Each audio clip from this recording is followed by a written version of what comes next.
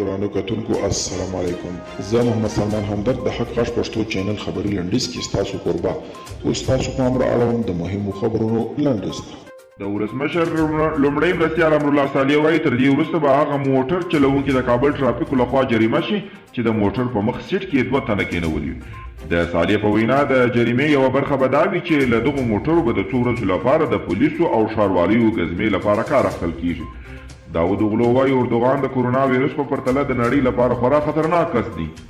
نیویارک ټایمز لیکي طالبان ښایي د کندوز د ولایت پر مقام باندې په حملې کې له ډرونه کار اخیستی وي.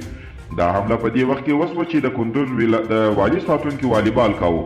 که دا رښتیا داسې دا به لومړی ځل وي چې د طالبان په داسې یو مهمه حملې کې له ډرونه کار اخلي او خپل زور ښیي. مالیزیا د اسلامي وحدت نړیوالې ټولنې په افغانستان کې روانه جګړه ناروا بللې. د بنګلادیش او نورو هیوادونو تر دیني عالمانو وروسته د مالیزیا هیواد د اسلامي وحدت نړیوالې ټولنې هم په افغانستان کې روانه جګړه نامشروع بللې ده.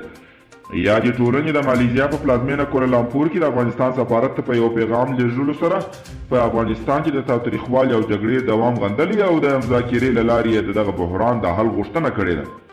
په ورته وخت کې د افغانستان د بهرنیو چارو وزارت د یوې اعلامیې په خپرولو سره د دې ټولنې د دریځ هرکلی کړی.